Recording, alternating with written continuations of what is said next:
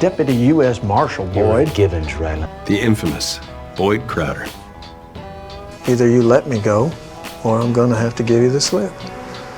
I love this shit. This shit makes me hard. Just happen to be driving by, huh? No, I put a motion detector in. Last I checked, you were a marshal too. And as a lawman, I'm suspended. And then you go all railing on him and drag him out of some restaurant by his nutsack. They underestimate me at their peril. Him? People underestimate Bob at their peril. I got mad ninja skills, buddy. Yeah, you know karate? And 2 other Japanese words. There is one thing I wander back to. We dug coal together.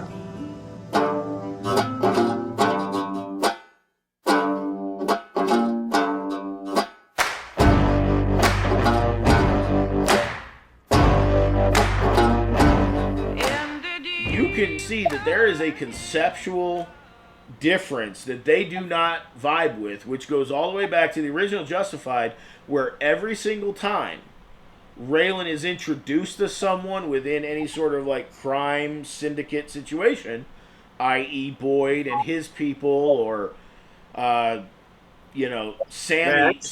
Tonin even mentions him as a lawman, right? Yeah. He's always sort of introduced as being a lawman, and Boyd even says, hey, the first time they meet in the first episode, as he's walking up, throws his arms up and says, hey, you looking like a lawman. Look at you. Suit, a necktie, looking good. Looking like a lawman. He may not be Clint Eastwood or whatever, whoever you want to think of when you think of Hollywood lawmen, but he is that, and he will hold some level. Now, when it comes to Tonin and his his family being literally threatened, right? Yeah, there's a line that he can make gray, but he's never not a lawman. You're making a point that I hadn't considered how important it might be up until now, and I here's what I'm coming to. Do you know? I mean, on the tarmac, before the gunfire starts, and Sammy's like, "You gonna give me any trouble for doing what I got to do?" I'm suspended. Yeah. I mean, do you think in his mind that made a difference? Like he felt in that minute that he was a civilian. Before I get to my second point on this, I am gonna maybe mess you up a little bit. Okay. Trying to remember this guy's name so I don't screw this up. Robert Quarles. Okay. There is a scene in a bar with Robert Quarles, and you get this sense, and you and I talked about this way back then, that there are numerous points in the original Justified where the tone and feel and ambiance of the scene take everything away. Take the bar away, take the music away, take the patrons away. And it is essentially, at its core, an old Western standoff. You got 2 guys facing each other, and at some point, something bad might happen, right? I want to come down here and tell it to you myself, right out of the horse's mouth. Sure that wasn't necessary. I'm gonna kill you, Raylan. Maybe not tonight, maybe not tomorrow, but someday you'll be walking down the street and I'm gonna put a bullet right in the back of your skull and you're gonna drop. Why wait? Okay, you had your fun. Let's go. I'm not going anywhere, neither are you. So, how long do you think it'll take before the cops get here? Oh, they may not even come. I did show my badge. And how do we do this? You draw. I put you down. If we move just slightly adjacent to that, there is another scene in a bar where patrons are kind of giving Raylan grief, and he literally takes his badge off. And looks him in the face and says, I'm going to take this badge off and put it in my pocket so I can avoid all the chatter about it, more or less. Now, had something happened, someone's disrespectful to the bar owner, they're trying to start a fight or whatever, I have every reason to believe that Raylan could then have engaged in whatever seemed necessary to solve the situation because he went to the trouble to put his badge away. I absolutely believe that if the badge goes away or he's suspended, that is justification, pun intended, for him to do that. And to him, he's not U.S. Marshal Raylan Givens at that point in time. I think this comes back to this dynamic that if you're wearing the badge and if you're on duty, you have to compose yourself a certain way. If one of those factors is not true, I would totally believe in my heart that Raylan doesn't see that he's doing the bad thing that Art will later be pissed at him about. I have to give a shout out here to another member of the 21st Century Media Alliance from Pullen's law firm, my old college buddy Scott Pullens, good friend of Chris Galloway, fellow original FDH Lounge dignitary. He got me into Justified. He got me into Breaking Bad. And I wasn't even really watching any of these golden age of TV shows until about 2010. He got me into these. So I started on Justified in season 2. That might have been the first one I watched. And the fight with Cooter Bennett. You remember that in Mags' store?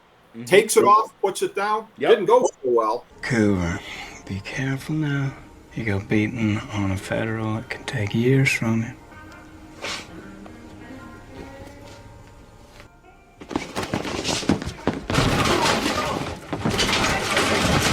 He got his ass beat. No, but that's a statement, though. That is a statement. So the minute you were talking about that, I thought about the fight with Cooter Bennett where it didn't go so well for him. Justified, whether it's the original Mothership or this series, it gives you the things you never knew you needed.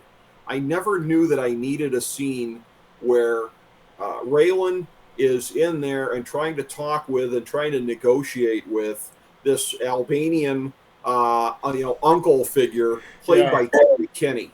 Terry Kinney in that role was just friggin' amazing.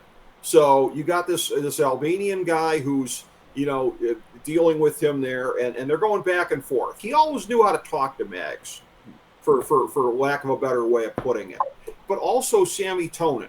Like when he's dealing with a boss figure in one of these kind of things, Raylan, of course, is disdainful of crime and all these other things, but he can put it aside and he can be a professional to make his points in a way where it's not with the bluster. Because Raylan's not a bluster guy, and it serves him well. He can have these straightforward conversations. Again, it had its limits with Mags. It worked out pretty well almost any time he was with Sammy, up until the time when Sammy got shot. But it's a thing where I don't think that Albanian Uncle Terry Kinney would have flipped or anything like that here. I don't think it was headed for that. But the way this other guy poisoned the water, it's a thing where I can't help but feel as though this character is something of a stand-in for modern blowhard America. I am somebody where I still have the same beliefs that I've always had on things, but I am at this point a full-blown nihilist. I just everything sucks, and it's only going to keep getting worse because it's the age of the blowhard. You look at political discourse and what dominates online and everything like that, and the people that are getting the most run are the ones who can grift their supporters and get them to buy into whatever. This guy doesn't stand. He's like the perfect stand-in for that, epic part of modern America, because he's not accomplishing a damn thing here. He's scratching that itch. He's making himself feel good. He's standing up to the guy. He's not accomplishing anything. He is not getting this thing anywhere as far as any kind of a resolution. Now, again, he does feel the end justifies the means. So if the guy gets killed by the course of this, then whatever. But it's a perfect thing of Raylan is trying to solve a situation. He's just bloviating. He's like the perfect counterpart for Raylan. And like I said, that's where I feel like he's a stand-in for so many people in today's society. This falls into this part 2 real quick that I wanted to get to. And I'm going to bring it up to you specifically because I know you'll understand where I'm going with this. Initially, the thought was to apply this to Raylan and say, I don't think he's ever going to get to this point where we as viewers are forced to ask ourselves, are we still in Raylan's corner? However, I do believe that is true for this detective. Where right now, even to this through 4 episodes, he's probably in a place where he has not done anything that makes people want to write him off or expect that he will be killed or hope that he is killed or anything like that. However, there is a moment in arguably one of the best shows that's come in the last decade or two, and if you watch this show, it was scheduled programming. Spoiler alert, it's been out for over a decade. You should have watched it by now. Because she is an obstacle for him. and more to the point, getting Jesse on task.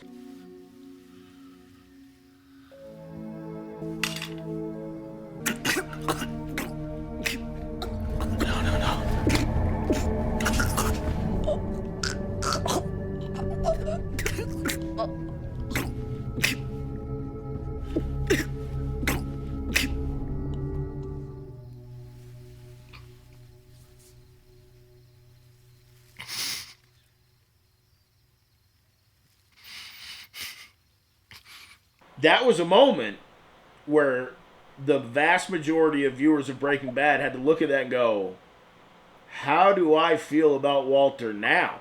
And I know a number of people that it completely changed how they watch the rest of that show.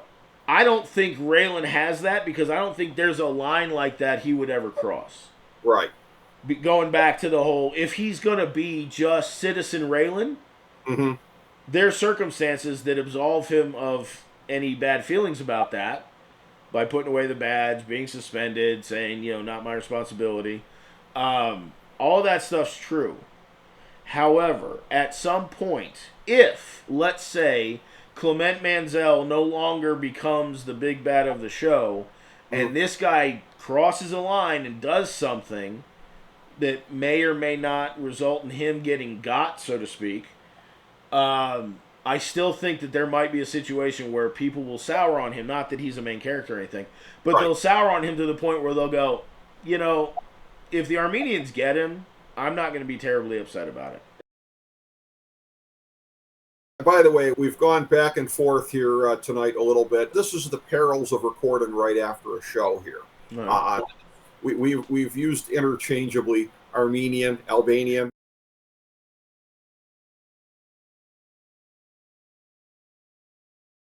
As far as the Albanians, they are providing a little bit of, in some scenes anyways, a little bit of comic relief here and there. So it's one of these things where I've made this point when I've been doing my spoiler-free reviews on the FDH Lounge of The Bear. I did one of just season 1 and then now seasons 1 and 2 spoiler-free. And I say in there, people describe it as a dramedy. Not a dramedy. It's a very unique thing. It's a half-hour drama. It's a pretty serious show. I mean, even dramas have the occasional, comic relief moment or character or whatever. It doesn't make it a dramedy. It doesn't make it a comedy. It's a drama that has these elements in it. On the long line of shows, they're more of a dramedy than The Bear. Justified is. Justified is not exactly a dramedy, but Justified is more of a dramedy than The Bear is. I'll swear to that on a stack of Bibles if you're looking at a spectrum here. Now, obviously, this is our routine episode Bear mention. Yeah. I'm not going to escape this anytime soon. Now, I will say, while I've not seen the show, I couldn't tell you how the pilot starts. I am on various social media platforms, and I have come across some clips, and I'm just going to share a few of them with you real quick. Okay. One, Will Poulter. Honestly, I made a lot of mistakes. That's the secret? Just fuck up? It might be, I got my skill set up really quick, and then started to feel like I was really the best. And then I started at this really great place. This other chef started the same day as me. He was better than me. Much, much better than me. He worked harder, and it was the first time I realized that I wasn't the best. It's serious, but there's a couple little light notes sprinkled in there. The second chef in question, preparing something, and everyone's wowed. They're like, oh, we should make this, right? And then there was another scene, and I can't tell you who the other actor was involved, but it was, I don't think there was anything funny in it. And my sense is that with The Bear, chances are pretty great. It is a, no question, drama. Yeah. Now, does that drama from time to time have points of levity or humor? Probably. Because that's how life works. If you, with a gun to my head, drama. Yeah, period. Yeah. It's so lazy that these critics are calling it a dramedy. So it's a thing where, again, relatively speaking, on the spectrum of comedy to drama, Justified and Justified City Primeval, neither one of these is a dramedy, but they're closer to being a dramedy than The Bear is. Many, many, many shows are. Okay. This is a lighter show. This is one of many shows that are lighter shows than The Bear. Even this isn't a dramedy. So the other really peculiar thing about this episode, and I don't want to get too in the weeds about show structure and then the process, because this will not be the only time this happens. And it's all, again, attributed to just solid writing. Mm-hmm. This is episode 4. Mm-hmm. The first one we did was the 2-part episode 1 and 2. Then we had 3 by itself, and then we got 4 by itself. And it seems that this episode followed a little bit more straightforward path.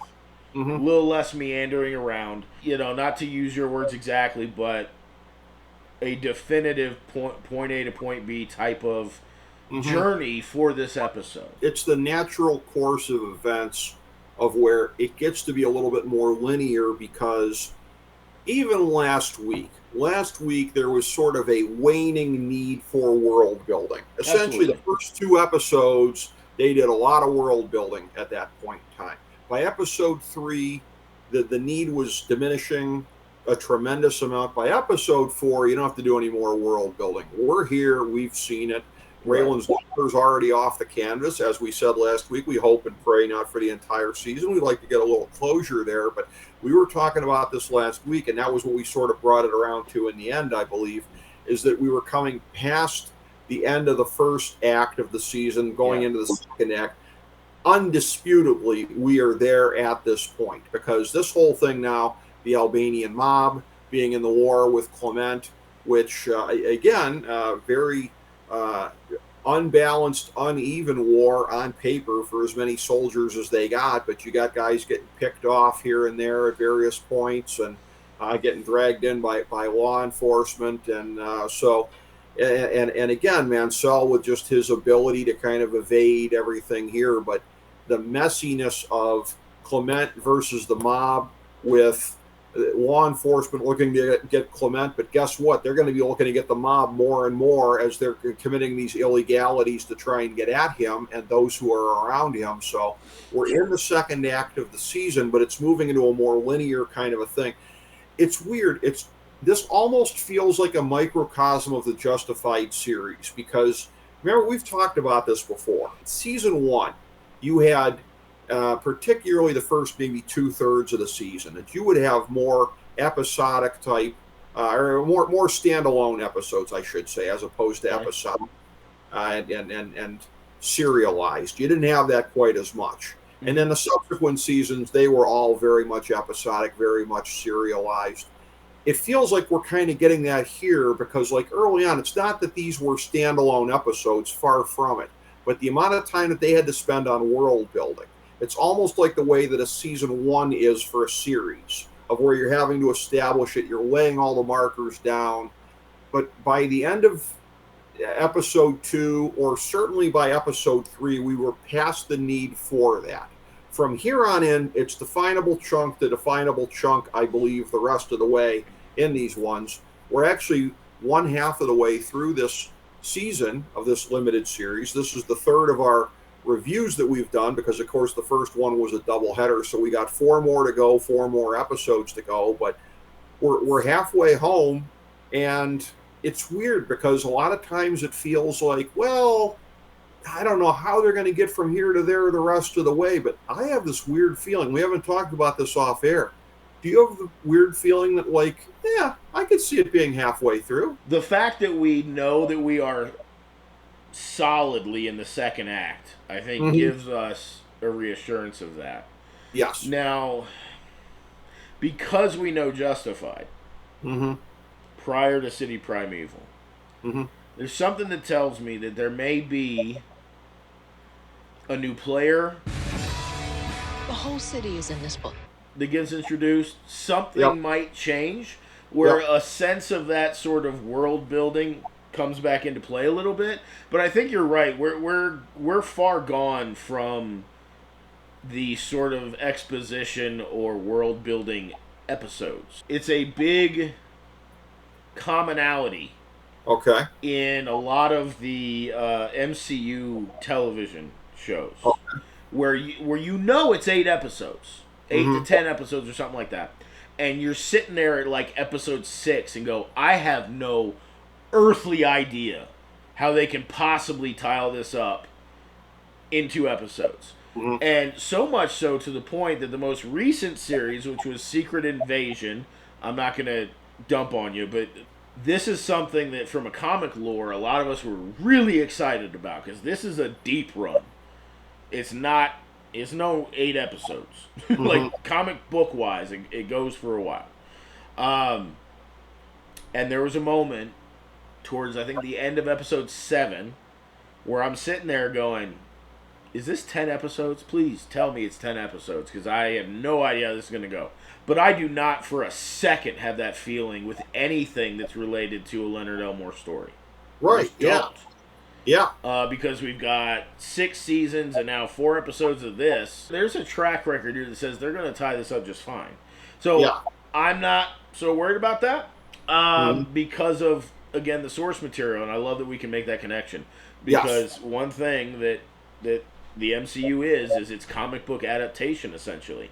This is written word adaptation. It's just a different type.